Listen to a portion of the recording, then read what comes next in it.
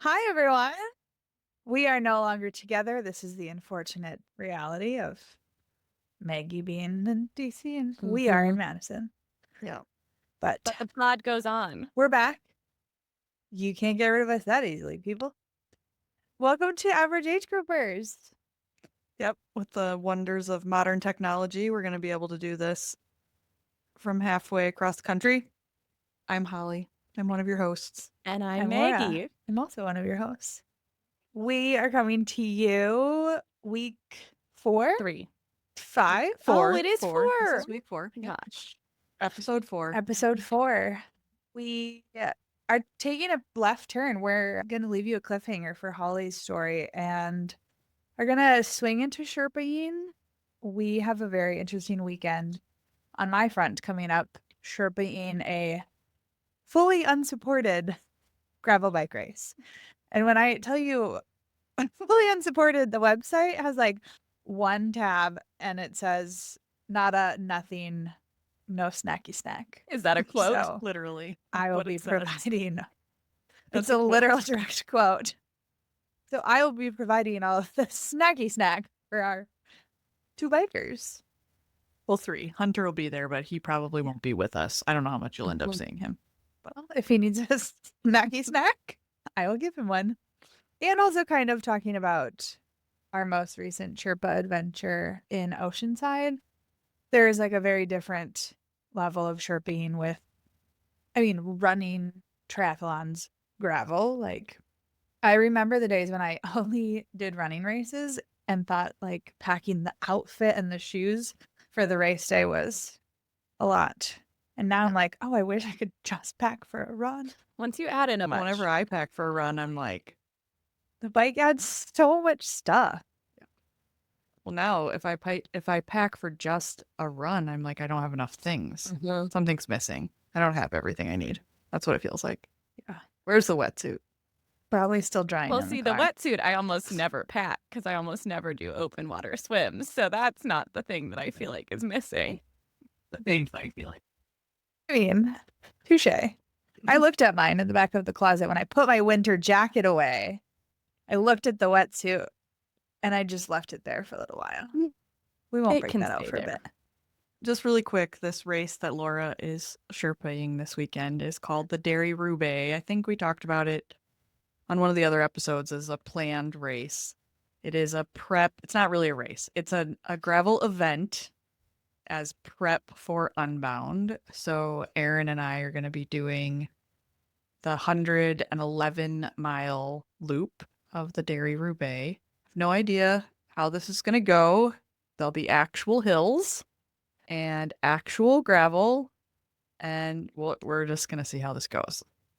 I do think that there's a chance it takes like 10 hours, but we're having very weird weather here, which I think is going to factor into how the Sherpaing works, because it is like 80 degrees today, 80 degrees tomorrow, and then a high of 50 on Saturday. So it's going to feel really cold. We're And, packing like- and Laura's packing. Correct. And like a possible for storms? Question mark. Yeah, might rain. I will have all the outfits and clothes for everyone involved. So Yeah. I'm still healing from a concussion, so there's also a chance that I bail at some point if this gets to be too much. So we'll like I said, we're just going to see how it goes. And that's also okay. And really Sherpaing. You Supportive of really other people. can't do it without the support of other people. I mean, you can. Might not be pleasant. At the end of races, when you see the people like backpacks, bags, and they're like hobbling, because we all are at the end of a lot of races, trying to like get their gear back to your car. And I'm just like, I don't ever no. At least one person has to not be racing. I think have we ever done it where everyone's racing? Yeah. Yeah. In Musselman, everyone raced. Which We were like Chinese fire drill on the side of the road trying to load bikes. Thankfully, like I feel like in that instance, we were spread out enough because we have enough people that race different paces that like people had finished, collected their gear. Like most everything was kind of brought together. It's not fun when you're only like 7 people's gear trying to get into 2 cars. The other thing I would say about that one is because that was an Ironman race, and we'll talk about this when we talk about Oceanside, everything everyone needed was accessible in some way on that race course, right? Like if you needed nutrition, if you needed water, if you needed whatever, there were plenty of aid stations to get what you needed. In the case of things like an ultra marathon or this unsupported bike event, that's very different. And then, sure, you could do it on your own, but that means you're hauling with you all day everything you need by yourself. And that's like a whole different logistical thing to figure out. That doesn't sound very fun. No. We do know a guy, at least Laura. I think you know. I think you know him, Maggie. I think you were around then. Well, maybe not. 2021. We had a teammate who ran ultras and did them by himself. Like never, he would barely even tell people that he was doing them for you to show up and cheer for him, let alone like help him organize his things. So he would do them pretty much self-supported. And he would, lay out a station and have a plan. And I mean, even at the 50K Ultra, 1500K Ultra this past weekend, we saw quite a few athletes with just like their little sections and like doing it by themselves. And I'm just like, really? We'll be your people. Like at one point, Casey went over to one and was like, do you need any? Because we don't want to do it by ourselves. So like, we don't wish that upon anybody else. So it's, I mean, bravo to the people that just show up and do it. Yeah, I will alone. say it is easier with some races. I think on the website it says there's like 2 towns that you can like refill on your own, like at a gas station if you want. Yes. And I do think there's a coffee shop in one of them that is giving, isn't it this race? That's giving espresso Oh, to nice. everyone who's biking. I mean, in the recon Yeah. I've done, there's like a gas station in, is it Viroqua maybe? That's like one of the spots. And then there's like another town. It's called the cheese shop, the cheese stop. There are like 2 towns you go through if fully necessary, but like it literally is turn by turn directions that I had to like be like, okay, she wants us at this mile marker. So then I like have my Google map and I'm trying to like, also because their turn by turn directions doesn't like, and so like I'm like, is my map upside down or is their map upside down? And like We might get lost. That's fine. my like the waypoints like kind of resemble the big map that they posted. So I'm like, okay, I think I'm okay. Thank God for Find My Friends, because that's what I Hopefully we was have gonna say. service. I had that thought. We're gonna make it work. It'll be fine. We're gonna survive this thing. It's about getting the long, hilly, dirt covered miles in. So I'm grateful that Laura is willing to come Sherpa this all day on a Saturday. I mean, I do love a Sherpa though. So like last Friday, Maggie was in town and they went for a bike ride. And I literally just leapfrogged them to these little towns. And like they'd show up and I'm like, what do you need? Anything? And like 99%, they're like, nope, we're good. And I'm like, okay, see you at the next stop. Like Sherpaing somehow brings me great joy, mainly because I'm not having to do the work. It is really fun to be able to like show up and support Supporting people can be though, I feel beneficial. like.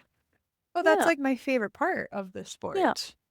Because, it'll return tenfold at some point. I'll have snacks. I'll have joyous energy. Our friend Claire is also joining me. Yeah. They're going to be like partying while Aaron and I Suffering. are biking. No, someone has to operate the vehicle. Yeah. I might have a beer after you finish. Well, I mean partying like I'm imagining like sing along music in the car, side of the road dance party waiting for us. That's what I'm imagining. I mean, that could probably Did you happen, pack a speaker Maybe we'll string along a run at some point. Yeah. That's in your brain? I got a lot to do tomorrow. Yeah, it was in my brain for last weekend too. I And know we clearly it forgot. didn't There were happen. several things we forgot last weekend, but it all We came forgot. together. I mean, I feel like this race won't be the worst thing to Sherpa. Triathlons are a very different beast. Also, because when you're Sherpaing, you're tracking them and like spectating them. So the added challenge of like, okay, so do we think they'll do it in this many minutes? Okay, they'll be out of the water at this time. And then like seeing them through transition. If the bike course is spectatorable, then you're like trying to get out on the course. And same with the run. Like some races just aren't great to spectate. Like boulders, it can be okay, but like if you have a ton of people doing it, you're like stuck in transition. I feel like most of the race. Wisconsin, as much as we diss on the course, it is really easy to spectate people for both the half and the full. But I feel like as Sherpas for triathlons, you're kind of, you know that you're the pack mule because the mornings can be stressful. They're trying to set up their transition. You're making sure they eat. You are trying to like keep nerves down. Sometimes that's like, if you don't have the right vibe with a Sherpa, you're like, oh my God. Yeah, Please I was go gonna away. say maybe we should level set. I hope you know you're the passion. You're gonna be the Sherpa. Like I hope you know that you're carrying stuff. Maybe you don't. You know but that you're carrying stuff. it's very nice if you do. Flash, if you're Sherpaing anybody, you're probably going to carry a lot of crap. Yeah, if you've never done or been a part of someone doing an endurance race, yeah, you better plan on, and they ask for your help. Yeah, you're gonna be hauling stuff, walking a long way, You're probably going to be hungry and Yeah. like have to pee, but like, can't, gotta wait. I think usually as the Sherpa though in triathlon, it's sort of post race. yeah. Like pre-race is pretty much all set because you have to check your bike in the day before and all of that. So it's usually the post-race when the Sherpa duties for triathlon really come into. I mean, because like when we landed in California, like I did all the suitcases because like Maggie's trying to drive a bike bag. Like, yeah, we always have like multiple people when we've flown with bikes. Yes. Always have a, if you're in a married relationship, always just bring a third person. It's just better. To be triathlon specific. General life advice, just have like a third party that's fun to tag along. It would be me. But yeah, post race, be prepared to like carry all of their things. And like the things you don't think about, the crap that you're handed at the end of an Ironman, like or a triathlon, like you have your chocolate milk, you have your soda, you have your chips, the hat they give you, you immediately want to take your bib off because it's suffocating your waist. Usually our shoes come off immediately. That was my one requirement after Ironman. I told my sister-in-law, I said, you have one job. And she was like, oh God, I'm ready. I said, I need you to immediately put my Birkenstocks on my feet. She was like, okay, I got it. Because I was like, I just know the first thing, those shoes are going to be off of my feet immediately. I think she even lovingly took my socks off for me, which, Yeah. touche, love you for that. Yeah. As the Sherpa, you're gonna get handed all that stuff, but it's also gonna be really gross. So you just have to be okay with that.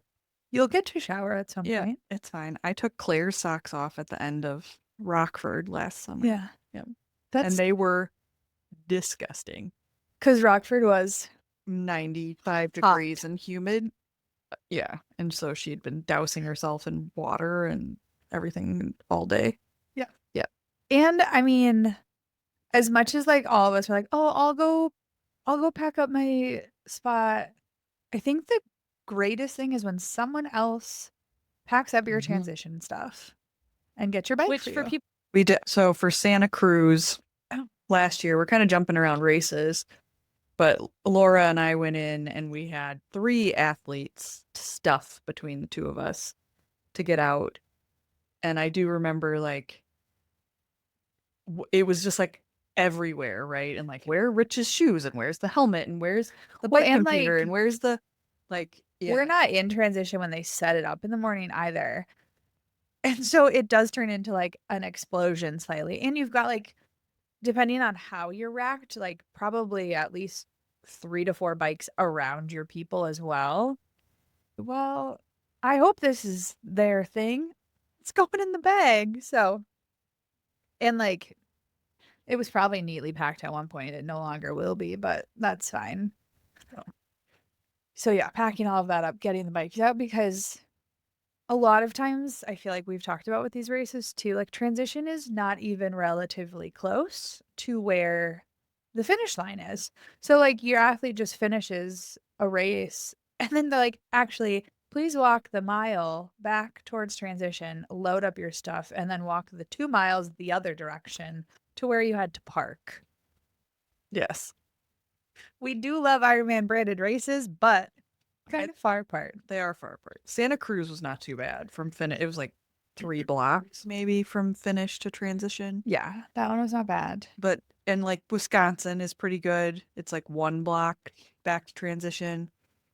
But Oceanside, it was several miles Paul and from we the started finish a line. run. Yes. We were like, should this count? Yeah.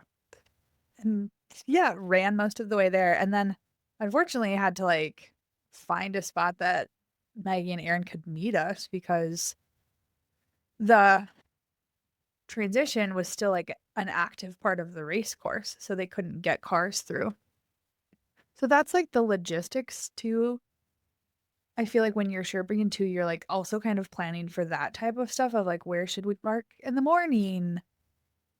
How do we get them to the car? Like, what's the, sometimes it's like, well, the morning walk's going to be longer, but afterwards, the car will be closer. Yeah, you need to spend some time looking at a map. Then do mine. Yes. I feel like you're slightly like flight attendants and chirpers of like, okay, well, this is where we're going to go here. Please make sure your seatbelt is fastened for, sorry, takeoff and landing.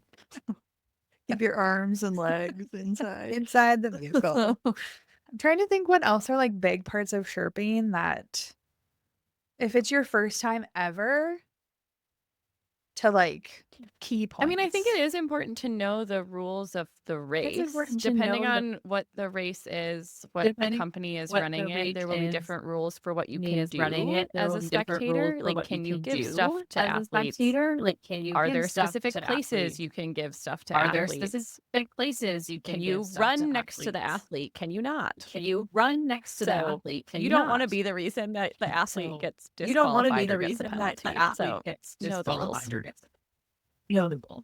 correct. I mean, I feel like we've talked about anything Ironman branded. Athletes cannot take outside support. So that's a very large part. And like you will even see, like we've had a handful of races I've spectated with the very, very fast age groupers where like family members will start running next to them and they're like, stop, stop. And it's like, okay, they don't want to get a penalty for sure. Most other races, I feel like you can get outside aid. Running races you can. There are funny rules like you can take depending on the race. So like the year that I ran the Door County Fall 50, you could bring all of your own nutrition and everything, but you could only get it in the designated Oh, interesting. areas, like aid station areas. Well, and Unbound is very specific to that as well. That like the only time we can provide aid to them is at, I think there's 3 spots we can meet them. If you get caught providing aid anywhere else on the course, like, you will be disqualified. So I found that pretty interesting with Unbound. Yeah. So again, it's like knowing the differences in the race situations and trying to plan ahead for it. I think there are things where, yes, that's the rule, but when Maggie shared her story, right there, it was freezing cold and raining, and somebody gave her a jacket, and that would be considered outside aid. But also, are you going to let someone get hypothermia on the race course? Right? It wasn't as if you were in any danger of Right. winning overall. not even close to placing in my And age so- group either. Like I was just trying to make it through that race at that point. Correct. So a lot of the rules are in place when it aimed at those folks that are going to be winning or that are getting slots to a world championship or things like that. Whereas those of us that are average and mid to back of pack, some of those things, yes, you still want to follow the rules, just like you don't want to dope or whatever, but they're not going to be as strict about it as maybe if like you're closer to winning an age group. I feel like road races, I mean, outside of an ultra, that I feel like I would want a human, but like you can go and run. I think the biggest thing with road races where I still would hope for a Sherpa, if I can get one, is even like in a half marathon. So we were the Madison half. I can't remember which race it was. There was a race and it was like very cold weather. And a couple of people that I know gear checked their coats because they didn't have somebody to like, oh, I'll just put it in the car. I'll bring it to you at the end or whatever the situation is. And then they had to stand in line for 20 minutes to wait to get their gear checked coats. And so I think about even there's scenarios where, yeah, you definitely could gear check, do it by yourself. But man, it would have been super nice for them to have had somebody who was like, oh, I put it in my car. I can make sure to have them with me at the end of the race. Like you won't have to stand there wrapped in like a plastic foil blanket trying to stay warm, waiting to get your coat. I mean, I feel like if I were to have the option of a human, that's always gonna Yeah. be my first choice. But we're not saying you can't do it without people. I mean, you can. You just might have to stand in line, highly recommend be really cold for a while. finding someone. I'm trying to think maybe like if you were to give like a checklist of you're going to be Sherpaing, this is new to you, what would be like the key things that like Sherpas should have / remember besides the rules of the race? Ooh, that's good. I feel like you're gonna want like a backpack and like a place to put stuff. Biggest thing, phone and like a battery pack. Like I feel like our phones die so quickly, especially spectating Ironman races because the Ironman app sucks your battery dry.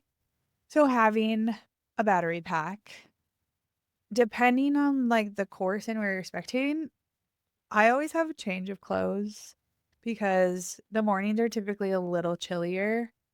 And then a lot of times with these races, the afternoons get warm. So you're going to want shorts, t-shirt.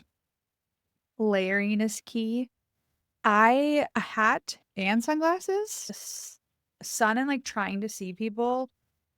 I always catch myself forgetting a hat and then I'm like squinting with my sunglasses and I'm like, what? And why am I doing this? I know better. Hat, water, your own water. Even though I typically forget to drink it, water's important. Snacks.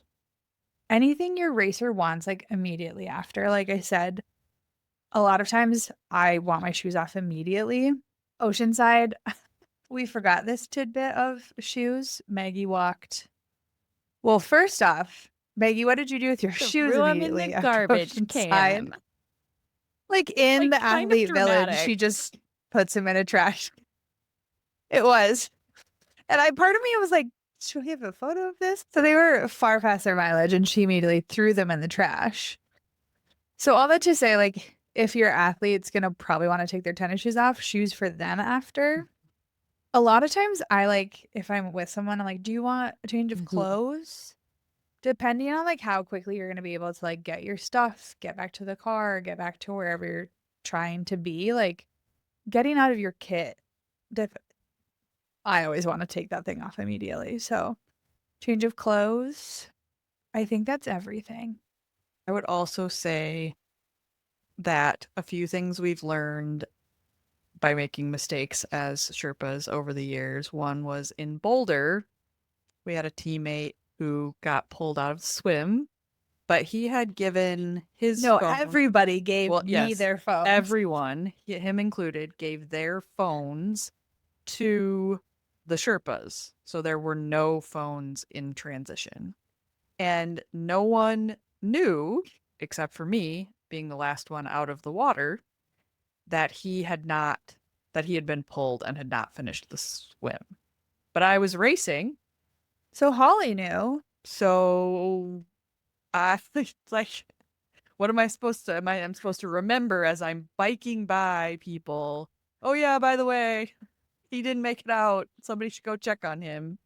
And it turned into a whole thing for that day because Well, because the hard part was his tracker never passed like the timing mat that he was in transition. So it appeared he was just in the middle of the lake, still swimming, which Yeah. that's the joy of the Ironman tracker is like it's kind of smart, but it's actually kind of dumb because you need to cross these timing mats for it to register anything. And so, yeah, it was a bit of a problem. So we did learn there's got to be at least one phone in transition. However, I just had the thought of like, we all have passcodes on our phones. well, you could at least like, yes, that's true. We have passcodes, but you could at least like get a phone, like, you know what I mean? Like if you had to dial out, I'm sure there's a way to do that in such a way that if you can remember somebody's number, Yeah. there's that too. I think that's probably one of the most nerve-wracking points because I mean, yeah, your phone might be in transition, like we said, that is a mile away, and you're trying to like get to your athlete. And I think the tricky part too is so medical with Ironman is also like within that whole shoot area that no family or friends can get into. So like you're just like staring and begging to see your athlete. And so yeah, I think just like having a plan is super helpful. And as much as you want to linger, I feel like it's like, okay, just get to the end because you can go back in as an athlete if Mhm. necessary. I've had several very panicky finish lines where I couldn't find Aaron and I was convinced they hauled him to the med tent. And nope, he's just like wandering around. Just chatting, smiling. Like We left him, but we're like, bro, I'm like standing at the exit, like waiting, like trying to find him, can't find him anywhere.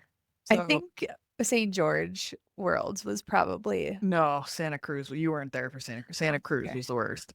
St. George was really tough because we didn't realize how And there were like fences. yeah, and you couldn't see through them. They were like tarped, so you couldn't see through them. So there was no way, we had no concept of how long it was. Yeah. Because that was a world championship. From that, like we saw them finish and then they go disappear into the, Athlete abyss. yes. And we had no idea how long it was going to take them to walk through that to get to us. So we were just like standing at the end, waiting and waiting and waiting and waiting with like no idea. Was he like, Are they together? Are Yeah. they in the med tent? Did they already exit and they're like walking, searching? That's too where you're like, I feel like we always book it just to make sure like we are able to like spot them first before they exit the athlete area. yeah. That's a big making Yeah. sure you know where you're like, as an athlete, as you're running by too, you're like, Exactly. why aren't you clapping for me? I'm doing amazing. Ring your cowbell, please. Ring. Tell me that you're doing amazing, darling. In a British accent would also be appreciated. Do not recommend flip flops. No, no cute strappy sandals. Although I am the queen of, I love a Spectating and a Burke. Yeah, I can't. I usually start, and then like the middle section, I'm like, I hate tennis shoes in case no one has figured that out in the last 40 minutes. I despise tennis shoes, so they come off my feet immediately. So I usually start in tennis shoes, take a break, and then once we're like ready to pack it up, put them back on. Yeah. No strappy sandals. Your tennis shoes, people. Trying to think what other like very weird shoe choices I've seen people do where I'm like, that was a choice. Not the one I would make. I gonna don't get think a tote uncomfortable. bag is the right move. That's gonna get uncomfortable. No, not a tote bag. And like don't think you're just gonna wear your cutesy. If you're Sherpaing, a cutesy belt bag's also not gonna serve you literally any purpose. Like you need to have in Oceanside, my bag. I had my Ironman backpack that has like a bottom compartment, a full open middle compartment, and then like a dry bag roll top. That sucker was packed It was to so the brim. heavy. There was not a crevice. It was so heavy because I packed water and didn't drink a single drip of it. But I was prepared just in case. Well, and you end up carrying other people's stuff too a lot of times if you're Sherpaing. And even I had a backpack that was mostly full of cameras, but even I ended up with like extra shit like shoved in the extra pockets of the camera bag. Yeah. And to the point of layering, you've got to have somewhere to put like when you take the layers off.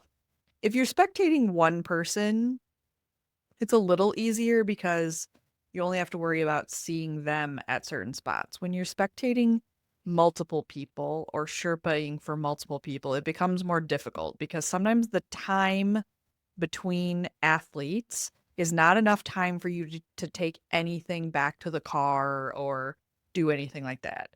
You also have to have some sort of plan and knowledge of like how quickly everyone's moving so that you don't miss anyone along the way. Although time is a construct when you're spectating these races, you'll be like, you'll know exactly too, like, okay, Maggie's going to swim this in 35 minutes.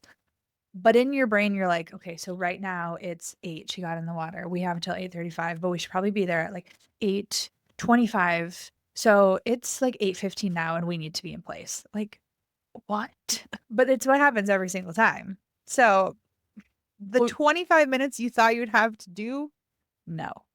Well, and also there's no worse feeling than missing someone. In Oceanside, we didn't realize what one of our teammates was wearing and completely missed him going out on the bike. And so then we were like, well, that just like doesn't feel awesome either. No. So the more you can know about like what everyone's going to wear, their estimated times is helpful. The one like downside to knowing estimated times is then if they're having a bad day and they don't make those estimated times, then you like panic because they're not They here, should be they there. should be there, like Yeah. that sort of thing. So that's a double-edged sword. Yeah. But I do think You accept category fine. so. Then you end up- Again, I think it's a good call out to like pack your food. You're probably not going to have time for Like, sit it's a good down call out, lunch. like- No, probably not. Maybe at an Ironman, but probably not a I mean, I love my family, but there was a very specific point that they were supposed to be at, and they were not. Were they eating? So, yes, Yep. it's fine. I love them, Mhm. but I feel like, well, this is just personal. Like, we're usually spectating more than one person, which adds just a different level. And so, like, I also like don't get hungry till the end, and then I'm like, oh, we've had 2 beef sticks and a coffee today. That's Okay. exactly what I ate at Oceanside. 2 beef sticks and some coffee. I had a half a piece of pie and Mhm. coffee. Don't worry, we will talk about nutrition at some point. We are very good at fueling for things, just not when we're spectating. And so when Maggie said, "Do you want this Diet Coke?" I said, "Yes, please." Not that that has any calories in it. That's literally mean- 0 calories. 0, but it tasted crispy. The bike you can't really get out on. But Yeah, for the bike in Oceanside, there's not really. I think there are a couple places if you're very familiar with the area that probably you could get to, but going through Camp Pendleton makes it difficult because you can't get into that part at all. The swim is like impossible to spectate in Oceanside, so just wait to see people go out on the bike because you're not going to see them in the water. But the run in Oceanside is great for spectating. It's on the Strand, it's 2 loops, so you can see people twice, and it's very easy to get between a couple of spots to be able to see people multiple times. So I think like Oceanside's a very easy run to spectate and see people out on the bike and then back in on the bike. That part was fine. I'm trying to think though other races like North Carolina, Aaron went out on the bike course and saw us a couple of times. So that one's good for spectating. Chattanooga, though, nobody came No. out. Okay. Chattanooga's hard because it's like there is two-way traffic for a portion of it.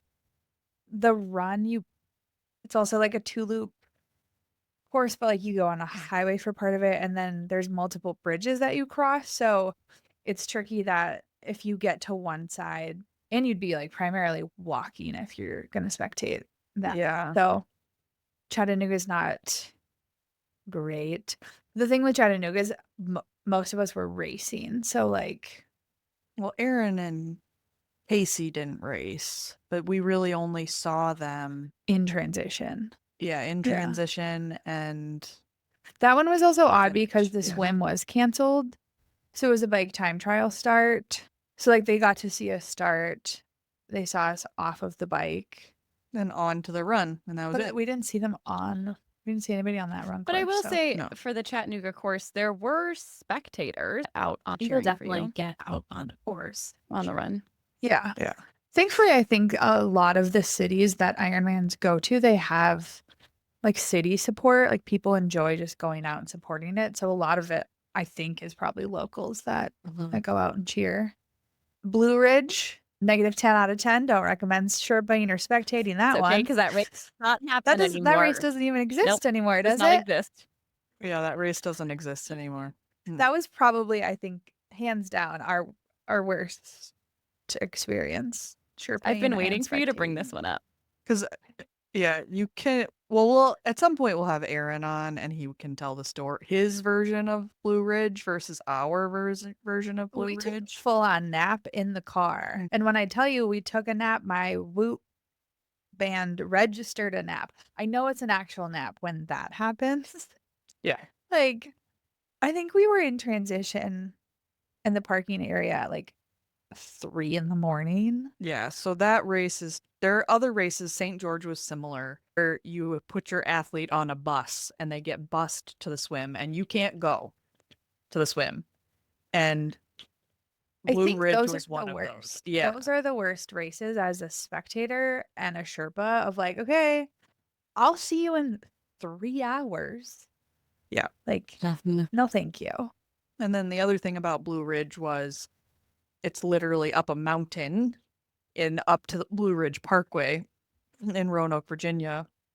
There's no, you're not driving up there with all those bikers on the road. You know what I mean? Like, you're just not. There's also like no service. No, there was no service. The trackers stopped working at one point. So there was like a full moment. We were like, he's on the side of the road. Well, people are coming back in ahead of him. And when the tracker would work out, like, we would get some idea of what was happening, but he wasn't biking as fast as I thought he would bike. And so that was also like, oh my gosh, is something wrong? What's going on? Whatever. And what was going on is that as they were descending the mountain, people were crashing. And he was like, I don't want to crash. So he was being very careful, We appreciate that. which we appreciate, but didn't know because we had an estimated time that was not happening. But we did see people coming back, like Covered in road rash who had crashed. So we're just waiting and waiting and waiting for him. And then that run was also similar to Chattanooga, where it was like Yeah. this very skinny little trail. And you could get out to certain points to see them sort of pass you on the trail, but it wasn't easy to spectate that run. No. So that race doesn't exist. So you don't need to worry about putting that on your list of to visits. It was also St. George. 1,000 degrees. 1,000 hot. yeah. Yeah. St. George also does no longer exist, but we went out on the bike for that one. The run is also a 2-loop course. That is one where they put you on a bus to the swim. So you're just waiting in transition for them to come in on the bike or wherever you see them on the bike. Yeah. That What one are we they- could get out on course easy enough, though. There were good places in St. George to get out that without being stuck in the bike traffic. Yeah. What other ones have we missed? I feel like that's all of them. Musselman. I don't know what it'd be like We to all spectate raced because it. we were there all racing. I just like racing that course. It was a very quiet bike course. It There were was. not a lot of spectators on that bike course. And the run was a 2-loop course again And the spectators were pretty concentrated. to like one straight section. That run felt like it was 100% full sun. It was not as full Maybe it sun was as just me. Oceanside. I will tell you that. It was very humid in New York, though. Very humid. From that one. Wisconsin's great to spectate, unfortunately. We also are from here, so we know all of the like tricks to The get tricks to out get and around, yeah. around. So I think there is something to that. If you happen to know somebody locally, that makes it easy. Santa Cruz was not spectator friendly except for the swim. So in Santa Cruz, they swim around the pier and you can watch them like run in on the beach, and then you can go up on the pier if you want to, and you can see them, and then you can come back over, and then they come out of the water right on the beach and you can be right there. So the swim is easy to spectate in Santa Cruz. The bike, though, they ride up and down Highway 1 and they close that section. You can't like get Skirt around it. because of the mountains and the coast. There's like no way to get around. And that course for the run also, you basically see them. So you see them bike out, you see them return from the bike, you see them run out, and then you see them finish. There isn't great spectating on the run there either because they run into a state park. Now, if I had had a bike of my own out there, I could have biked out on the run course. But since I was by myself during the race, I didn't want to get too far away. We also had 3 people racing and I wanted to like not miss anybody. So I was on a plane, folks. The third party was unavailable. So Santa Cruz is also not super spectator friendly, but it's a beautiful course and like I did not have a bad time at all like waiting for them or whatever. Yeah. I think an interesting part of like a lot of the ones that are not spectator friendly are beautiful courses for a reason. So there's that handoff. I'm planning to bring my gravel bike to Lake Placid so that hopefully, because I know that there's like some tricky spots with that, but hopefully it'll make it possible to get out to see you guys on the run. Maybe not on the bike. Maybe on the bike. Maybe I could get up to a spot. to a spot on the bike, but yeah, we'll see. I think the big thing, like if we just solely spectating, like the course maps are on the Ironman website. They usually give recommendations of spectating spots. Those are typically then like the highly populated places of spectators, but I do feel like Ironman does a good job of trying to help provide information for spectators. So yeah, kind of knowing the course and then being aware of like where transitions are and like where parking's going to be. That's always and that's usually like you get into town the couple days before and you're kind of doing like research of where things are because Ironman Village will be set up. So trying to figure out, a lot of times we figure out parking when we go to athlete check-in. We're like, okay, that looks like a good spot. Let's remember that parking garage. So Yeah. anything we're missing? I feel like we covered a lot. There's probably some race specific stuff, but I think There's we've probably covered all some the race general specific tips. Yeah. I would love if there are any listeners who have questions that they come up with about it or stories. Again, we would love to tell your stories if you have stories about either spectating or Sherpaing or being spectated. We would love to hear all of that. Or like, I mean, I had a old high school classmate's sister that raced Wisconsin 70.3 a couple years ago. I can't remember now. And I like messaged a girl that was coming to watch like all these spots and she was like, "Oh my God, thank you." And it's like, we live in this world like constantly. And so people that it's like their first time, they have no clue where to go, what to do. So if anyone has questions on those races and you want insight, just slide into our DMs. Can DM, text. We'll give you all our pointers. Yeah. I That's feel it, I like guess. that's it. Except for, Oh. please like, Cool. subscribe, share, leave a Tell your review, friends. leave a comment, engage with us. All of those things are super helpful for the pod. I'm very grateful to all of you that are listening so far and have talked about listening and any of that. So really appreciate it. But yeah, review, subscribe, all the All things. the things. I did have one person who Okay. already asked for merch.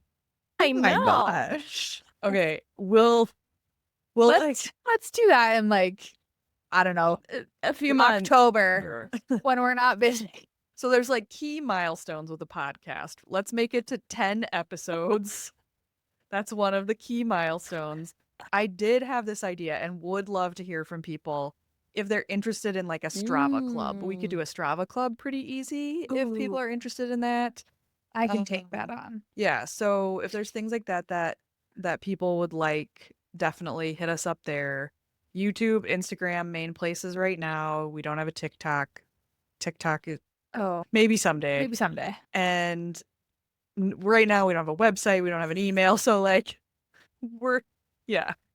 we'll get there We'll eventually. get there once we. But I so very much appreciate the request for merch, and I love that you're invested. Please stay invested. We'll get there, I promise. And would you like to be a guest on the He show? actually probably would be great for talking about Sherpaing. So I'll ask him. Lovely. Yeah. Okay.